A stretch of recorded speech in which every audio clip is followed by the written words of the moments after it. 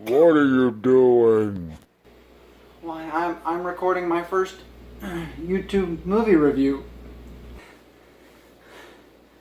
Isn't it obvious what I'm doing? No. You look like an idiot.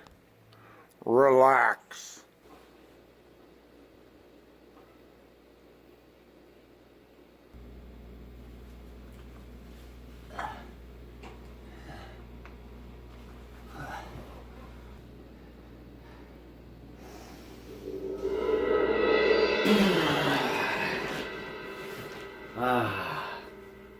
That's much better. Well, I guess for anyone who doesn't know, this movie is about a guy who gets infected by this weird outer space substance, alien life form, creature, and then comic book things happen. Well, I was inspired to do a video review for Venom. I saw that this weekend. As a kid, I kind of liked the character. I didn't really follow the comics a whole lot, but I did find the character entertaining. I even named a hamster Venom at one point. So I was sort of familiar with some of the Rotten Tomatoes scores and stuff on this. I knew that there was a lot of negativity going into this film, so I kind of know what to expect. I tempered my expectations, so to speak. I knew the director. I watched Zombieland many years ago, but I remember it being good. So I knew it was a talented filmmaker. I will say I enjoyed the first act, maybe up to the first half of the movie. It was pretty good. It was actually a good little character study. I enjoyed learning about Eddie Brock. He actually became a likable character, and you actually kind of did care what may happen. So the film did well with that. And the rest of the cast was fine. They didn't really have a whole lot to work with, I think. I actually recently popped in the old Spider-Man with Sam Raimi, and you know, whatever you think of those movies, he's a talented guy, and he pulled a lot out of those actors. Very stylistic. He did a great job with those. And you look back at the performance that Willem Dafoe gave as Green Goblin. He's great, and he's really fun to watch. And the film actually has really good rewatch value.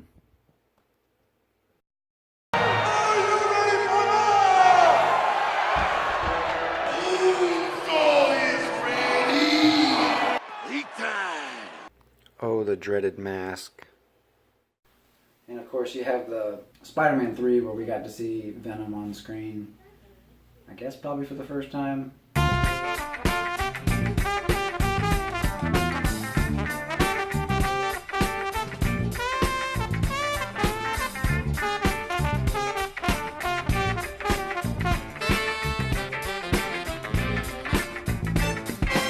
Yeah, I mean, who didn't want to see an emo hipster Spider-Man?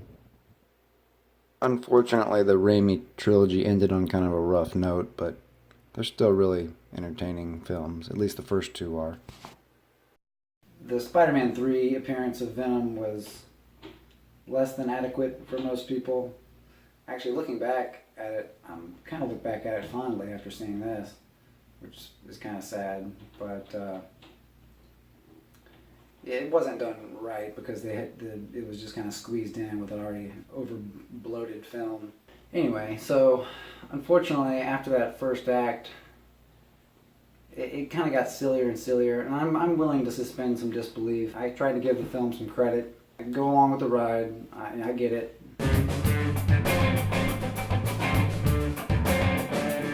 The Venom symbiote was a loser on his home planet. That was very silly. That was a little plot reveal that was fine. I'll accept it.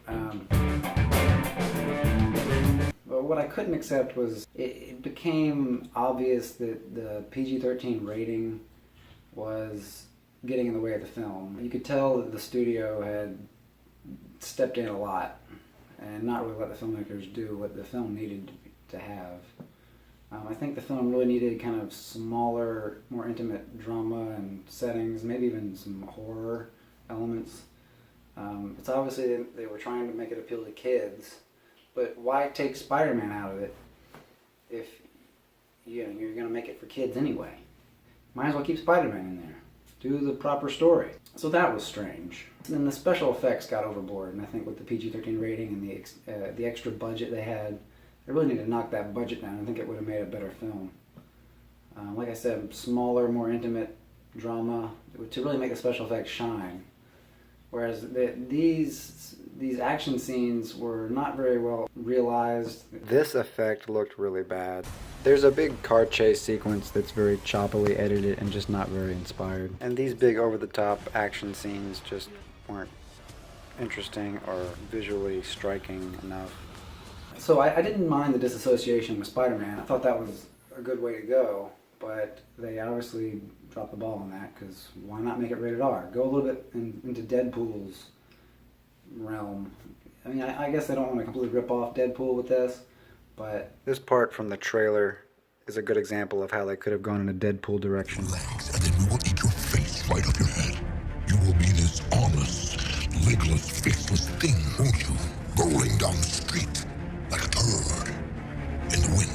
I would give this like kind of a pretty mediocre recommendation. I would recommend waiting. I can't say I wasn't entertained, but it's got some cheesy elements, some body horror that was kind of well done and kind of impressive for a PG-13 film, but you can tell they were sort of having to hold back. Maybe there'll be an extended cut, kind of an extended director's cut. I saw the film a little bit after it had come out, so I know that it's making a lot of money at the box office. So there will almost absolutely be a sequel. I'm okay with that. I think they still have some fun with some sequels. Woody Harrelson, I think, is supposed to play Carnage, which could be pretty sweet. He's always fun to watch. So there's some hope, but I don't really expect the studio to learn from their mistakes here. There's a lot of marketing in this that you could tell had been kind of like from the 90s. You know, you got your Will Smith. The good guys dress in black, remember that. Now, once upon a time in the West, madman lost his damn mind in the West. Your LL Cool J from Deep Blue Sea.